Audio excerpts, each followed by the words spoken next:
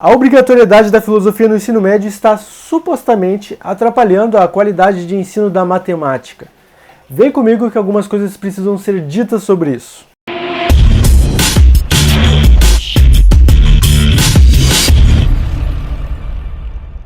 Olá, seres pensantes que levam o conhecimento como entretenimento. Como vão vocês? Se você assistiu ao meu vídeo sobre a alegação de que a filosofia teria sido retirada do ensino médio, você provavelmente está atento ao debate sobre a educação que está ocorrendo atualmente. Antes de tudo, vamos combinar uma coisa? Curte esse vídeo agora. Muitas pessoas assistem tudo e esquecem de curtir. Se você não gostar do vídeo até o final, então não tem problema, é só apertar o botão que a sua curtida vai embora. Sua curtida é fundamental e eu só tenho a agradecer se fizer isso. Bom, dessa vez eu quero comentar uma notícia que saiu na Folha de São Paulo divulgando uma pesquisa do IPEA.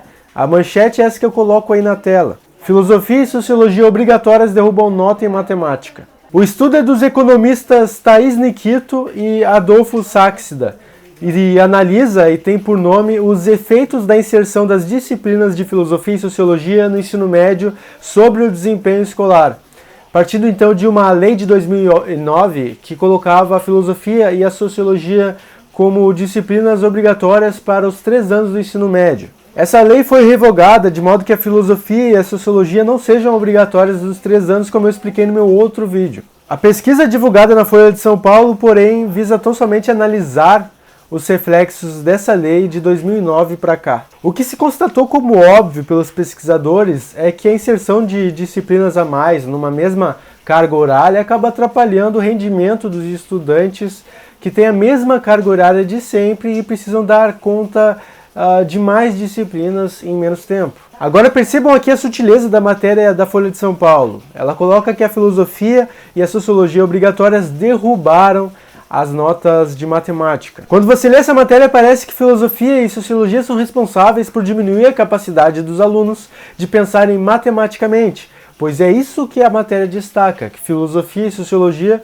são responsáveis por esse problema. Só que os próprios pesquisadores deixam claro que o problema não é filosofia nem sociologia, mas a simples obrigatoriedade delas num currículo já repleto de outras matérias que os alunos precisam cursar obrigatoriamente. Logo, para a matéria da Folha de São Paulo ser mais fiel à pesquisa do IPEA, ela deveria ter a manchete assim: obrigatoriedade de filosofia e sociologia diminui em rendimento em matemática. É bem diferente dizer que a filosofia derrubou notas de matemática e dizer que a obrigatoriedade de filosofia numa carga horária exprimida para tanto conteúdo tenha diminuído o rendimento dos estudantes em outras matérias, o que para qualquer pessoa parece ser totalmente intuitivo. Mas é bom atentar aqui que o estudo ainda não foi publicado e, portanto, a gente não tem acesso às suas variáveis na íntegra para poder fazer uma crítica realmente precisa sobre o que está sendo dito. Aliás, a Sociedade Brasileira de Sociologia fez uma nota sobre a veiculação desse estudo e elencou diversas variáveis que precisam ser atendidas para que se possa concluir que filosofia e sociologia obrigatórias são um problema para a matemática. E algumas dessas variáveis são condições das escolas, número de aulas de cada disciplina desde o ensino fundamental, número de aulas de matemática, sociologia e filosofia antes e depois da lei, formação de professores de matemática, quantidade de professores, programas de ajuda e permanência dos estudantes nas escolas, número de participantes do Enem nesses períodos, entre diversas outras que poderiam ajudar a gente a ter uma noção de se filosofia e sociologia têm ou não alguma relação direta com a diminuição da qualidade do ensino da matemática. Se a pesquisa do IPEA tem uma conclusão verdadeira e atenta a essas variáveis, então o chamado da Folha de São Paulo é uma forma quase mentirosa de contar uma verdade. A gente sabe que isso é uma prática comum em qualquer meio de notícia, pois gera polêmica e acessos no site. Só que a pesquisa de Nikito e Saxida vai além de falar dos reflexos do problema da obrigatoriedade. Ela levanta também a questão dos efeitos dessa obrigatoriedade para diferentes grupos socioeconômicos. A pesquisa concluiu que alunos que estudaram em escolas públicas em áreas menos desenvolvidas foram mais negativamente afetados por essa lei de 2009 que obrigava a filosofia e sociologia no ensino médio. O Adolfo Saxida, no seu blog, pontua uma explicação que eu vou ler agora para vocês. Alunos filhos de pais ricos estudam em escolas particulares que podem aumentar a carga horária em sala de aula, ou ainda podem recorrer a aulas particulares, ou ainda podem ser auxiliados em casa por seus pais. Já alunos pobres não têm tantas opções assim. O que eles não aprendem na escola dificilmente conseguem aprender fora dela. Dessa maneira, a inclusão das disciplinas Filosofia e Sociologia no ensino médio piorou a situação dos alunos carentes. Essa explicação é razoável, pois vai de encontro com a intuição de todo mundo.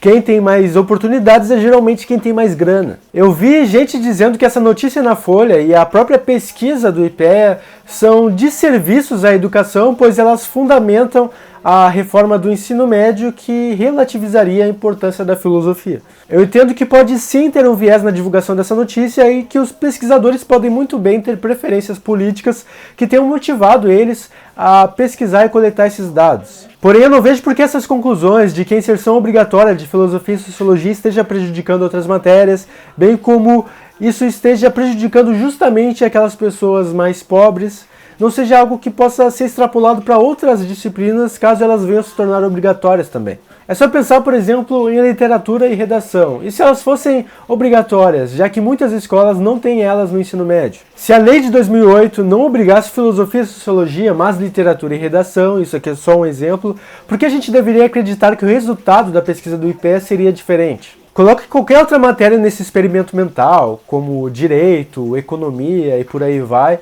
e você verá que o problema não é a filosofia nem a sociologia, mas o simples fato de que o tempo é escasso e não dá para fazer mais coisas sem perder a qualidade das que a gente já fazia antes. E o próprio Saxida atesta isso no seu blog, quando ele afirma que ninguém está dizendo que o desempenho em matemática é ruim por causa das disciplinas de sociologia e filosofia. O que o estudo conclui é que a inclusão dessas disciplinas piorou o desempenho em matemática dos alunos submetidos a essa lei. E tal efeito foi mais evidente para os alunos de escolas públicas em locais carentes. Se a pesquisa tinha o intuito político de dar fundamento para a retirada da filosofia e sociologia do ensino médio, parece que ela falhou miseravelmente. Se há pessoas entendendo pela matéria da Folha que filosofia e sociologia são problemas para a matemática, então essas pessoas estão precisando aprender a ver a coisa toda. E infelizmente a Folha de São Paulo tem uma responsabilidade sobre isso. Eu não sei quanto à sociologia, mas a inclusão de filosofia para crianças no ensino infantil e no ensino fundamental pode muito bem desenvolver e muito a qualidade do raciocínio lógico para o aprimoramento da matemática nesses jovens. Isso é uma conclusão de uma outra pesquisa, dessa vez na Inglaterra. Crianças inglesas entre 9 e 10 anos de idade melhoraram muito o seu desempenho em matérias como o próprio inglês e também a matemática. Assim que a filosofia foi inserida semanalmente, com um período por semana, comparados às escolas em que essa inserção não ocorreu. E a filosofia para crianças nessas escolas melhorou não apenas o desempenho nas disciplinas, mas inclusive o comportamento delas. Essas crianças ficaram mais autoconfiantes, elas ganharam mais autoestima e por fim elas lapidaram a sua habilidade de ouvir os outros. Esse programa de inclusão de filosofia para crianças é bem famoso até, parece que passa de 60 países pelo mundo, e ele tem como expoente o filósofo americano Matthew Lipman, que nos anos 70 entendia que a gente deveria inserir a lógica desde os primórdios do desenvolvimento das crianças, para que elas pudessem então melhorar o raciocínio delas, tanto em sentido matemático quanto argumentativo, né? Eu acho que esse cara merece um vídeo aqui no canal, vou deixar para uma outra oportunidade. De qualquer forma, o fato é que muitos filósofos eram excelentes lógicos e matemáticos. O caso mais notável, acredito que seja o filósofo francês René Descartes, que, entre outras coisas, é responsável pelo plano cartesiano, que é utilizado em basicamente toda e qualquer tipo de coordenada hoje em dia. Outros filósofos, como Pitágoras na Grécia Antiga e o alemão Wittgenstein, também são excelentes exemplos de filósofos que tinham um raciocínio acurado, matematicamente e logicamente falando. Definitivamente, estudar filosofia não atrapalha o estudo da matemática, muito pelo contrário. Embora seja possível que muitos professores de filosofia nas escolas não estejam conduzindo seus alunos de modo a agregarem a eles um raciocínio matemático, isso não é um demérito especificamente à filosofia. Se os professores que a gente forma no Brasil não prezam pelo um raciocínio matemático, Isso não é um problema a ser combatido no ensino médio, mas no ensino superior, levando a sério os conteúdos que estão nas nossas grades curriculares e atentando a várias críticas que os considerados filósofos analíticos fazem a um certo tipo de filosofia que despreza em algum grau a razão objetiva. E é muito comum isso no Brasil, de estudar filosofia para buscar razões para fundamentar os nossos preconceitos e não contestá-los. Mas mesmo que no campo das ciências humanas seja muito comum haver essa pegada ideológica em jogo, a oportunidade de os estudantes fomentarem cada vez mais debates a partir de razões nunca antes vistas para a vida que os cerca, e principalmente um ambiente intelectual de formação específica para que esses jovens possam ser maduros, possam enfrentar a vida lá fora de uma forma crítica e de uma forma que dê sentido a eles, a despeito de todos os outros sentidos que eles possam encontrar. Isso com certeza é algo a se considerar e acredito que seja a filosofia a mais plenamente capaz de ambientar os estudantes a esse tipo de engrandecimento. Então, pessoal, mais uma vez eu não consegui deixar uma polêmica de lado e vim dar minha contribuição em vídeo. Aliás, de certa forma eu agradeço a obrigatoriedade de filosofia, pois ela vem justamente no momento da minha formação em que eu estava prestes a desistir da escola e de repente ela me manteve apaixonado por ir atrás de conhecimento. E talvez eu conte isso em algum vídeo um dia, mas é complicado. E se vocês estão gostando do meu trabalho, que está bem difícil de digerir, eu peço para vocês que se considerem a me apoiar, ser os meus financiadores a partir dos links que eu deixo abaixo na descrição desse vídeo ou aqui na tela. Nesses links você pode escolher a recompensa que deseja a partir da sua colaboração. Então eu peço mais uma vez que vocês curtam, comentem e compartilhem esse vídeo, pois acredito que seja uma das poucas chances que eu tenha de um dia viver de filosofia nesse Brasil bastante complicado para educadores. E também me sigam nas redes sociais que eu deixo na descrição do vídeo e eu prometo dar atenção a todos aqueles que me derem atenção. Sabe como é? Imperativo categórico. Meu nome é Alisson Augusto, estudante de filosofia pela PUC do Rio Grande do Sul e a gente se vê no próximo episódio.